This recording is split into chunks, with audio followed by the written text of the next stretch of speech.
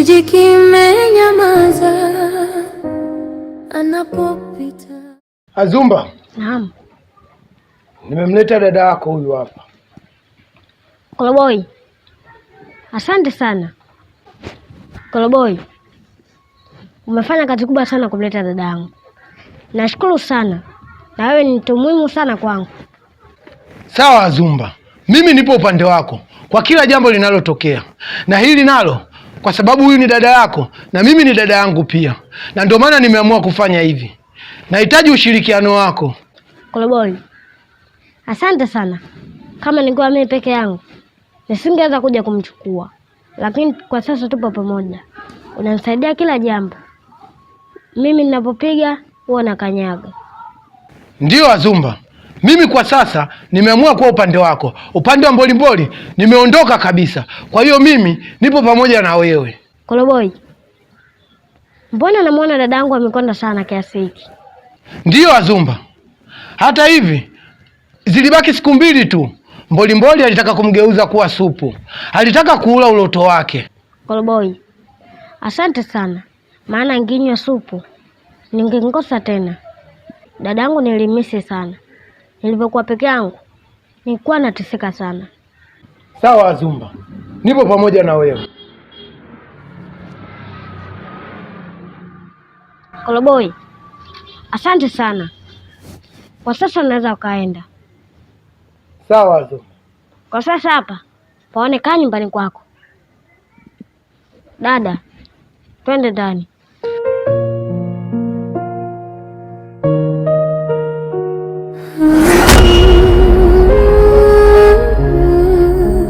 Mwanafunzi wa vituko, kijiji kimenyamaza anapopita barabarani. Kante. Yaani hapa sijui nisemeje, maana nina furaha kwa sababu naweza kukaa na wewe kama hivi tunaongea, kuliko hata kipindi kile ulivyokufa. Alafu from nowhere anakuja mtu tu anasema Kante ameonekana. Unajua kilikuwa kinanichanganya kisaikolojia, sio peke yangu, kijiji kizima tulikuwa tunakuogopa. Sasa nimekuita hapa, nataka nikuulize tu swali moja. Ilikuwaje kuwaje yani mpaka mambo yote hayo mpaka wewe umekufa alafu tena umerudi? Ndio nimekuita ili mradi nikuulize. Kiukweli dadangu Esther, mimi sikufa. Ila Mbolimboli aliniweka katika kiza. Mzee Mbolimboli? Ndiyo. Na mimi nilikuwa nawaona. Ila nyie ndio mlikuwa hamnioni. Ila namshukuru sana Azumba. Azumba? Azumba ndio yule mtoka katika hiki kifungo. Mpaka sasa hivi naonekana, naongea na watu, furaha imerejea tena sasa hivi. Sio kama mwanzo. Haya tena makubwa. Kwani huyu mzee Mbolimboli ana shida gani kwani? Ana shida gani na hichi kijiji? Mbona anawafanya watu wasiishi kwa amani? Yaani kila siku matukio ajabu ajabu. Na huyo mzee Mbolimboli anawapata nyinyi tu. Siku ajaribu kwenye anga zangu. Wewe unaongea tu. Hajakukuta. Hivi unamjua Mbolimboli unamsikia? Yaani mzee Mbolimboli kama aliweza kutugandisha tu katugandisha. Lakini siwezi kulifanya kama alivyofanya wewe, sijui umekufa, sijui mara unaonekana. Wewe, anajua zindiko langu lipozikwa. Haya bwana. Basi sawa. Mimi nilikuita tu nikuulize tu hivyo. Maana sasa hivi naona kidogo kuna amani. Tunaweza kuonana kama hivi, naweza nikakushika tofauti na ile mwanzo.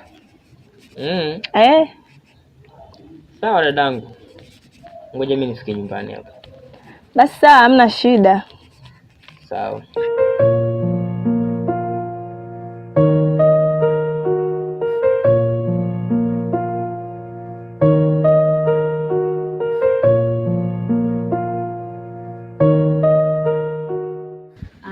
Koloboi.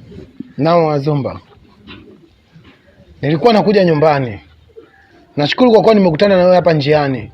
Nitaka nikupe taarifa. Taarifa gani? Siku niliyokuwa napeleka dawa kwa Mbolimboli, nilipofika pale kwa Mbolimboli, dawa moja nilikuwa sijaichuma kama ulivyoniagiza. Nilipomfikishia dawa akaona moja haipo, akaondoka mwenyewe kwenda msituni kuichuma. Mimi nikaingia katika chumba hicho kwa amemhifadhi mtoto na dadako Kaundime. Nikamkuta dada yako, lakini mtoto alikuwa ameshakwisha kumtoa kafara. Da, inasikitisha sana, ila nakushukuru. Asante sana kwa kumsaidia dada yangu, maana ni mtu muhimu sana kwangu.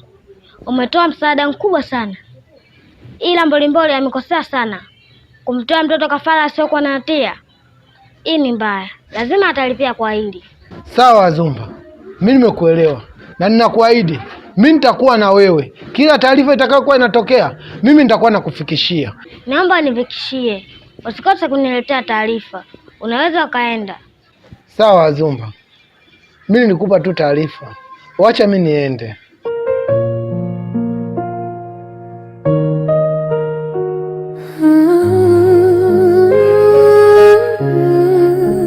Mwanafunzi wa vituko,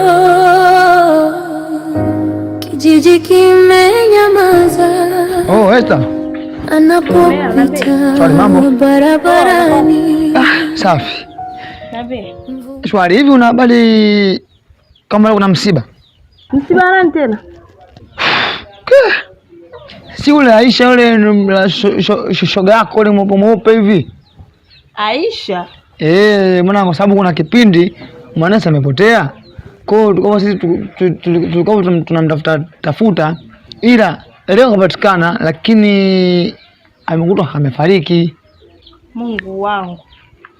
Yule mtoto mdogo amefariki? Yes, amedead.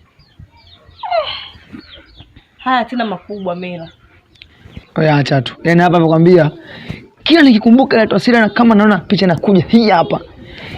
Mwisho leo asubuhi nikasema sasa asubuhi nimeangalia sasa hivi saa 12 asubuhi nikasema sasa hivi watu ndio wafanya wanaamka. Subiri mimi niamke niende barabarani au ume mitaani nikamsaka mtoto wa watu.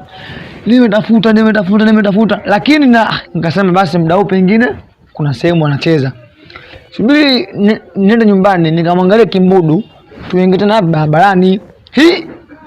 Eti nafika nyumbani napigwa simu eti kwamba bwana mtoto yule kapatikana ila amefariki. Hebu nasubiri Mela. Ndio nipo ina lillahi wa ina la juni. Kwa sasa Mela nikwambie. Huyo mtoto amekuta amekufa, ameuliwa au kwaje? Mimi mnanichanganya. Mimi vingine sijui kifupi. Ila tu mtoto amekutwa amefariki. Kwa mimi napona msibani, kwa hiyo jiandae naye pia. Basi sawa, ngoja na mimi nijiandae, maana siwezi kwenda hivi msibani. Haina shida. Haya makubwa jamani, hichi kijiji kina mabalaa mpaka kina mabalaa. Dada wa watu walivyokuwa wanaangalia kumtafuta mwanae, eti leo amekufa maskini.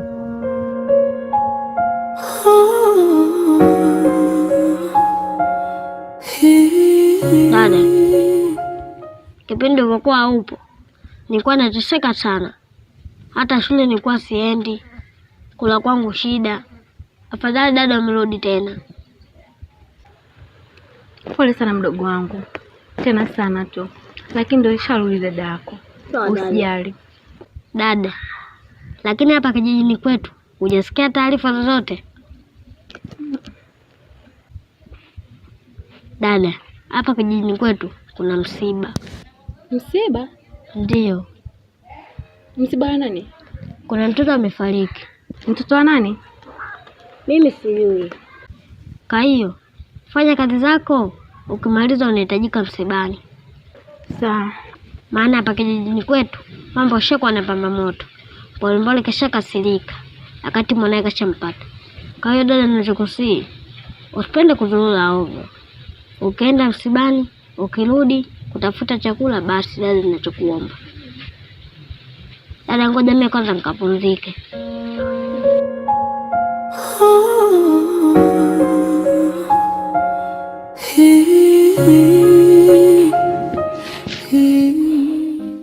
Kaka, yaani siamini kama wewe ndo unaweza kufanya haya yote haya. Siamini kabisa kakangu. Hivi kaka, unajua nimepitia mangapi huko nilivyotekwa? Unajua ni mangapi niliyopitia mimi huko? Kaka. Hapana, siamini kama niwe kakangu Mbolimboli. Siamini hata kidogo, yaani siamini kakangu wewe, siamini. Hivi wewe ni wakufanya yote haya?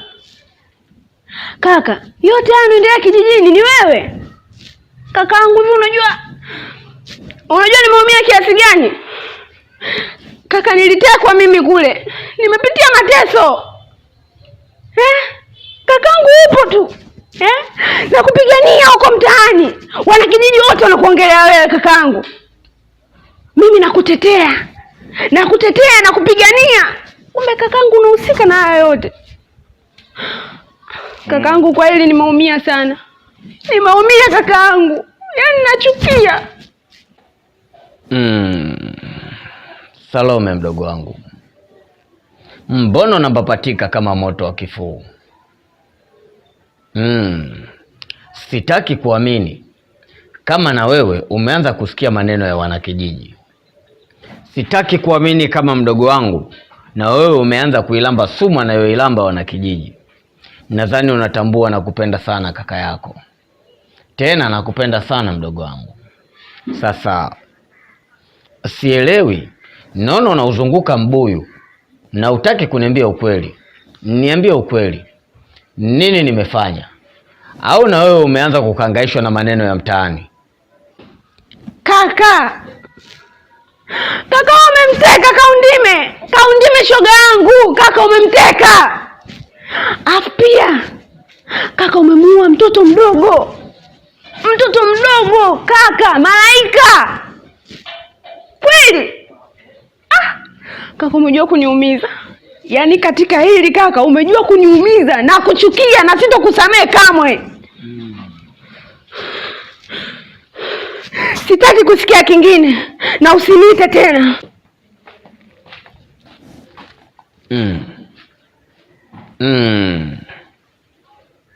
Azumba. Naona umeweza. Umeweza kumtia sumu mdogo wangu.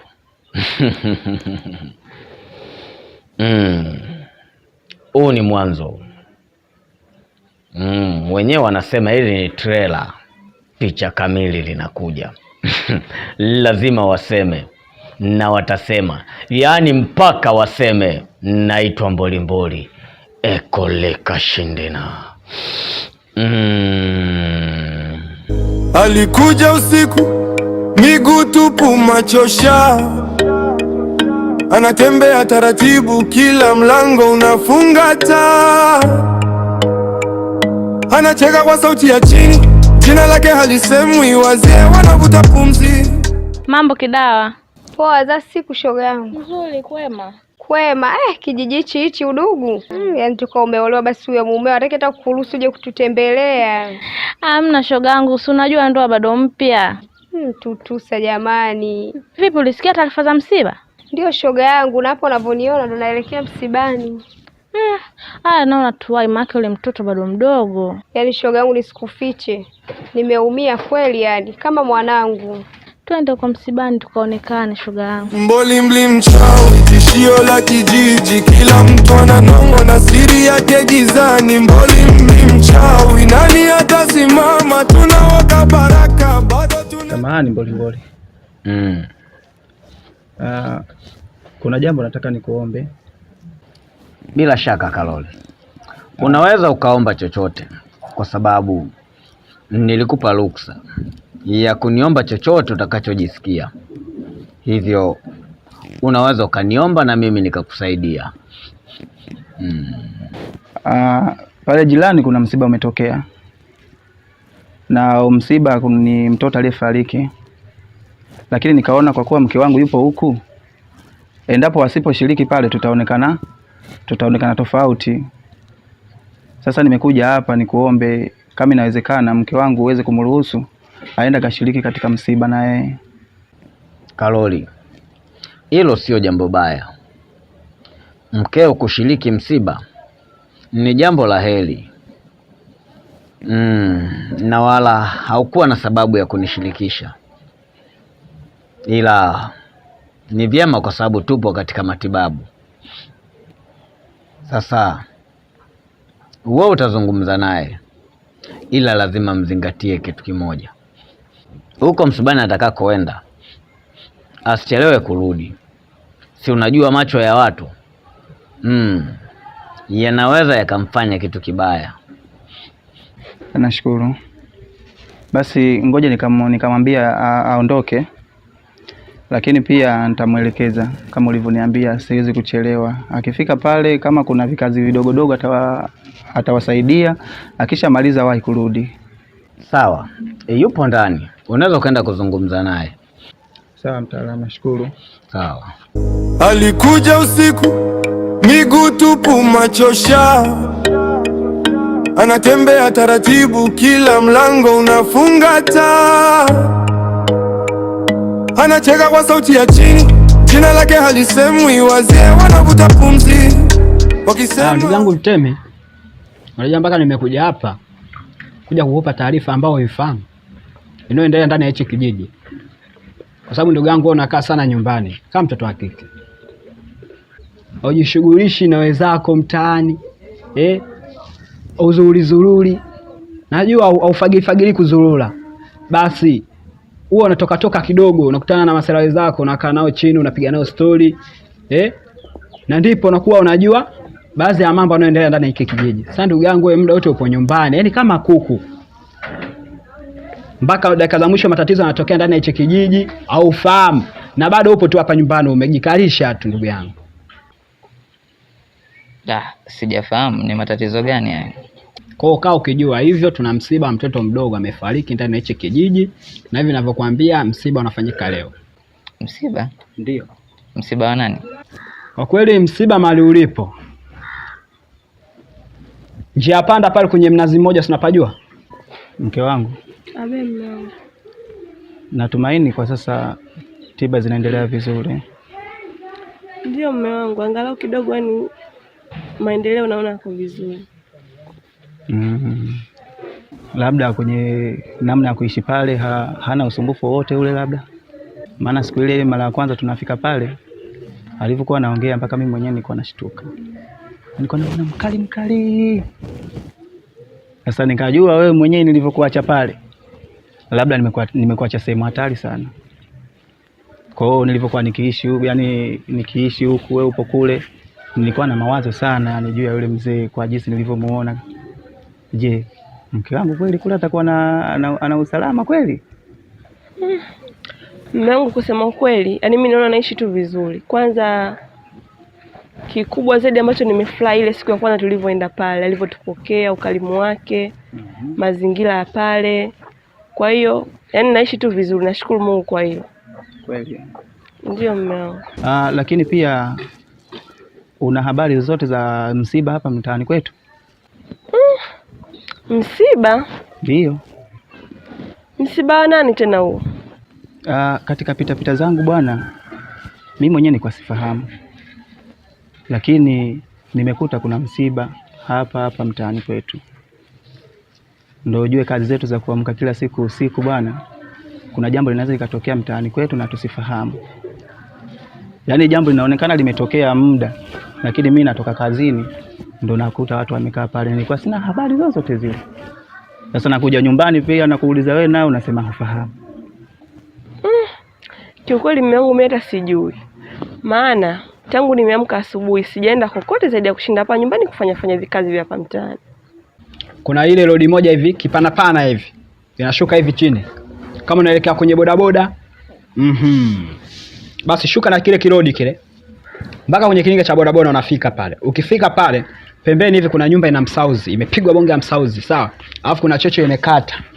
Basi kitendo cha kukata kile kichocho kile, unakutana na watu mbele yako hapa, na ndipo kwenye msiba. Basi haina shida Kimbulu, mimi nitafika, lakini naweza hapo hata nikapata visuswadu nini, nikakwara nini yani. Ujue familia inaishi kwa pigo hizo, umeona? Kwa sasa hivi nimetulia hivi nini, nawaacha yani vibunda wavijaze mfukoni, ili nikiingia nini, nikitimba nini, yani nasolola yani watu nini, familia huko inapata kuishi vizuri. Yani unajua hata wewe mwenyewe ukika vibaya nini napita yani hivyo yani. Mwanangu. Kwa hiyo msibani kote nataka ukupue. Hamna bwana, kutania bwana. Mwanangu, tatizo lako wewe mwanangu, unaweza ukazungumzia kiutani alafu mwisho wa siku ikawa kweli. Sina kujua tabia zako. Pale msibani mwanangu, panahitajika heshima. Na heshima kitu cha bure. Basi sawa Kimbudu, mimi nitafika. Basi fanya hivyo mwanangu. Yani unachokizungumza kifanyie matendo. Isije kuwa tu unazungumza tu hapo mradi uonekane umejibu. Nitafika.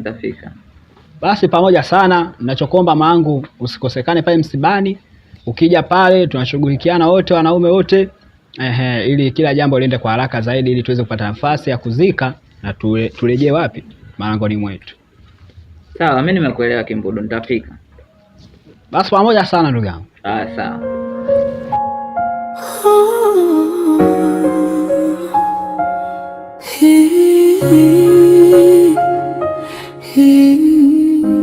Mimi nimefika pale kama mtu mzima nikashindwa kupitiliza. Nimekatisha pale, nimejumuika nao dakika kadhaa.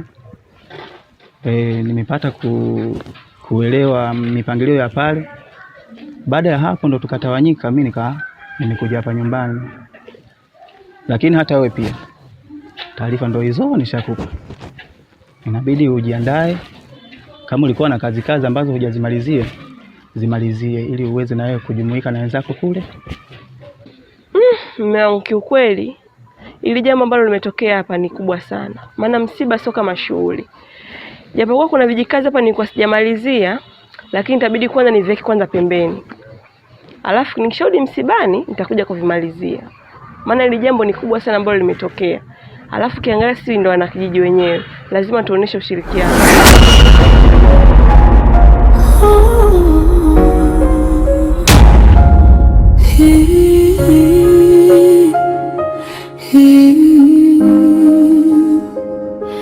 Hii hadithi ya usiku ya kijiji bila usingizi, mboli mnoli wanamtaja kwa sauti za oga.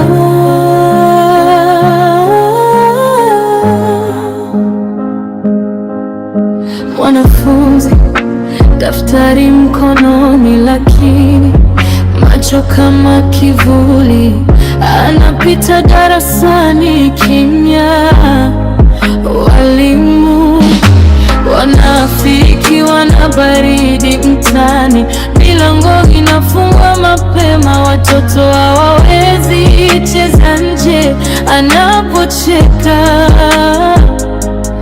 Mbwa ulia mbali, vichochoro vinanuka siri.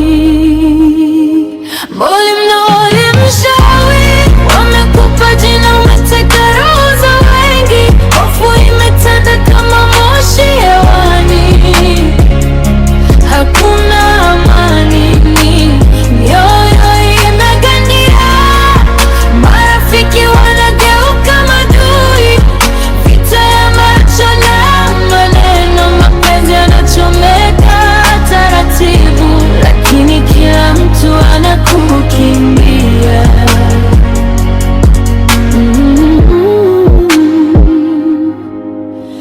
Kijiji kimejaa tetesi, hadithi za usiku zinazidi.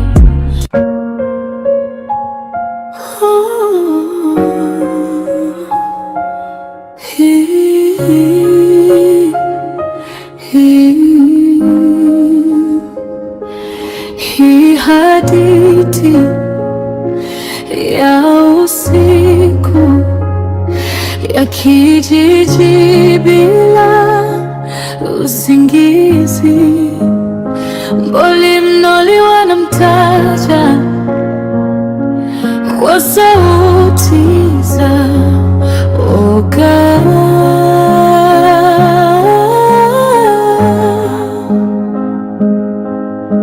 Mwanafunzi daftari mkononi, lakini macho kama kivuli, anapita darasani kimya.